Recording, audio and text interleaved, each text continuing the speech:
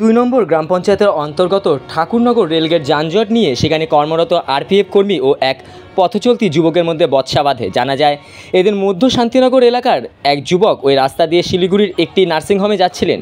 রেলগেটে ব্যাপক যানজট ছিল, ফলে দ্রুত রোগীর কাছে পৌঁছতে কর্মরত আরপিএফ অফিসারকে তিনি যানজট দ্রুত স্বাভাবিক করার জন্য কেবল আবেদন রেখেছিলেন, কিন্তু কর্মরত সেই আরপিএফ কর্মী তার সঙ্গে দুর্ব্যবহার করে বলে অভিযোগ। এমনকি তাকে টেনে হিঁচড়ে মাটিতে ফেলে লাঠি দিয়ে বেধড়ক মারধর করা হয়। এই পুরো ঘটনা অপর এক পথচলতি যুবক নিজের মোবাইলে ফোনে রেকর্ড করে, তাকেও মারধর করে ওই আরপিএফ কর্মী বলে অভিযোগ। তার মোবাইল ফোন থেকে সম্পূর্ণ ভিডিও ডিলিট করে দেওয়া হয়। ঘটনার মুহূর্তের মধ্যেই ছড়িয়ে পড়ে উত্তেজনা। পরবর্তীতে ঘটনাস্থলে আরপিএফের উচ্চপদস্থ কর্তারা এবং নিউ জলপাইগুড়ি থানার পুলিশ কর্তারা এসে পৌঁছালে পরিস্থিতি স্বাভাবিক করা হয়। बोलना पड़ेगा, बोलना पड़ेगा। क्या नाम था? शुरू से बोलना पड़ेगा। आपने काट दिया, भीतर मत जाने दो। ये आप क्यों लोग हम लोग तो आपके बात पर उसको छुआ नहीं तो खींचने में कितना 2 मिनट। हम लोग हाँ बोलिए, नाम बोलिए। हम समझदार इसलिए जो भी लेना है कुछ भी करें, आप आ जाइए थाने पे, थाना पे तो हम जाएंगे, ऑफिसर से बात कर लीजिए। अरे भैया आप लोग सुनिए, उसका नाम, मेरी बात सुनिए। आप लोग एक समझदार, राजकुमार क्या है, आप लोग एक समझदार आदमी, ठीक है। আপনার বলছি স্যার কি ঘটনা ঘটেছে? ও অনেক কিছু ঘটে গেছে, যেটা বলেছি আমি তো নিজে চোখে দেখেছি। আমি আমার বন্ধু যাচ্ছিলাম, গেট বন্ধ ছিল, একজন রেল গেট পার হয়ে যাচ্ছিল মানে নিচ দিয়ে, তখন ওর গাড়ির চাবি নিয়ে রেখে দিল, লাঠি নিয়ে আসলো। হ্যাঁ, লাঠি নিয়ে এসে রেলের চাবি নিয়ে রেখে দিল। তারপরে যখন ও রেল গেট খুললো, তখন আমরা আস্তে আস্তে যাচ্ছি, তখন জ্যাম লেগে গেছে মানে রেল গেটের উপরে। তখন আমার বন্ধুরা শুধু বলেছিল, স্যার এখানে দাঁড়িয়ে ছিল আর আমি তো দেখলাম, ওনাকে শুধু বলেছিল যে আপনি জ্যামটা শুধু একটু সরান, ঠিক আছে। এবারে হাত দেখায় এভাবে বলছে জ্যামটা সরান, ওনার ওটা ইগো লেগে গেছে, প্রায় এরকম হয়ে ওটা ওনার ইগো লেগে গেছে। তারপরে এসে ওইখানে কী করলো, যায় বলো কী বললি স্যার, আপনি বললাম ইগো, আপনার ইগোটা বেশি হয়ে গেছে আপনাকে বলাতে। ও কী করলো, গাড়ি থেকে ওকে টানিয়ে, ওকে না প্রথমে লাঠি দিয়ে মারলো, মারার পরে বাইকটা ফেলে দিল, আমিও পড়ে গেলাম, আমি পিছনে বসেছিলাম। পড়ে যাওয়ার পরে ওকে টানতে টানতে নিয়ে গেল ভিতরে, এখানে নামায় এখানে টানের শিচায় ওকে মারলো, এখানে মারার পরে ভিতরে নিয়ে যায়, অনবরত মারলো। তারপরে এই ভাই ভিডিও করেছিল দেখে এই ভাইকে নিয়ে আসলো, সব কিছু, ঠিক আছে। এগুলা সব আমাদের লাগবে, যেগুলা মানে এ করেছে। আমাদের একটাই দাবি যে আমাদের এই মানে আরপিএফ বা আইনের প্রতি আমাদের একটা মীমাংসা চাই। আপনার বন্ধুর নাম যাকে মেরেছে? অমিত দাস। আপনার নাম? বাপ্পা সাহা। কোথা থেকে কোথায় যাচ্ছিল? আমাদের বাড়ি যাচ্ছিল, আমার বাড়ি ভালোবাসা মোড়ে। আচ্ছা, ওর বাড়ি হলো জলেশ্বরী বাজার। আমার বাড়ি অম্বিকানগর। আমি যাচ্ছিলাম এদিক দিয়ে, কারণ আমাকে মারার কারণই হচ্ছে যে আমি ভিডিও করছি, ওদেরকে যেভাবে মারা হচ্ছিল আমি ভিডিও করছিলাম। তো বলছে তুই কী করে ভিডিও করবি? আমি বলছি আমার ফোন আমি ভিডিও করতেই পারি।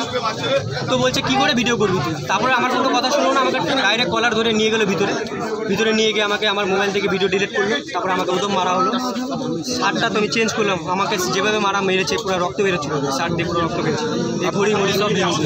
আপনার কোথায় কোথায় মেরেছে? আমাকে মাথায় পুরো মারছে, প্রথমে পুরো থাপ্পড় মারছে। আমি ওকে বলছি স্যার যদি আমি যদি ভিডিও ডিলিট করে দিচ্ছি, আমি আপনার কাছে ক্ষমা চাচ্ছি, যে আমার যদি ভুল হয়ে থাকে ভিডিও করা, তাহলে আমাকে ছেড়ে দেন, আমি কাজে যাচ্ছি, আমার দেরি হচ্ছে, আমাকে ছেড়ে দেন। তো বলছে না, আমি এখন দেখবি তোকে কী করবো। কয়জন মিলে মেরেছে? কয়জন মিলে মেরেছে আপনাকে? একজন মিলে মেরেছে, পুলিশ ছিল, আর যে এখানে রেলের কর্মচারী যে ছিল, কেউ আমাকে ভিতর থেকে বাড়িতে দিচ্ছিল, বলে তুই এখানে দাঁড়া দেখবি আমি কী করবো। যার নাম সেমন না কি আছে পাতলা করে লোকটা, আমি জানি না কি নাম আছে, আমি এখানে ডেলি এদিকে যাওয়া আসা করি, এখানে আমার অফিস আছে। ওকে যেভাবে মারা হয়েছে আমার ওটা দেখে ভীষণ খারাপ লেগেছে, যে একটা পুলিশ অফিসার কি করে একটা পাবলিকের গায়ে এভাবে। আপনারা কি চাইছেন? আমি চাইছি যে ওর কঠোরমূলক শাস্তি। আচ্ছা, কি করে অন ডিউটি পুলিশ অফিসার আমাকে ভিডিও করার জুরুমে আমাকে এভাবে মারা হয়েছে? আজকে আমি কত বড় ভুল করেছি যে আমাকে এইভাবে মারা হয়েছে একটা ভিডিও করার জন্য। আপনার বাড়ি কোথায়? আমার বাড়ি তো অম্বিকানগর। যাচ্ছিলেন কোথায়? আমি যাচ্ছিলাম আমাদের অফিস থেকে, আমি এক পঞ্চায়েতে যাচ্ছিলাম, গভর্নমেন্টের কাজ করি। আচ্ছা, তো পঞ্চায়েতে মিটিং ছিল, মিটিংয়ে যাচ্ছিলাম। আচ্ছা, আর এখানে প্রায় ডেলি আমাদের রেলগেটটা খুব খারাপ, সবসময় 2 ঘন্টা 3 ঘন্টা নামে রেলগেট বন্ধ থাকে, আর যাতায়াতের ব্যবস্থা অনেকের সমস্যা আছে। এদিকে দুপাশ দিয়ে মানুষজন যাওয়া আসা করে, কোনো প্রশাসন কোনোভাবে মানে ব্যবস্থাটা দেখছে না, যাওয়া আসাতে অ্যাক্সিডেন্ট ডেলি হতে থাকে।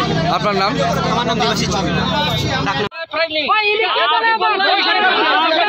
ইন্ডিপেন্ডেন্ট বিচার এখানে হবে এখানে বিচার বিচারকে ও দিতে পারবে না তারা বললো কেন মুখ দিয়ে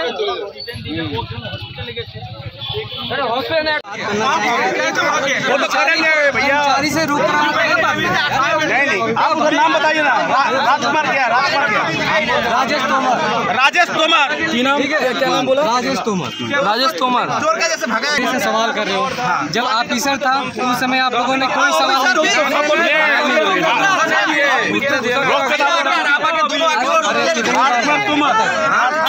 राजकुमार तोमर না রাজেশ তোমার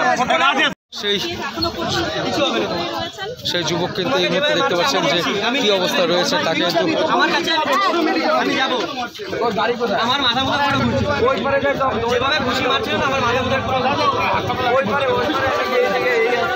আমি তো বসে আছি কোনটাতে নিবা কোনটাতে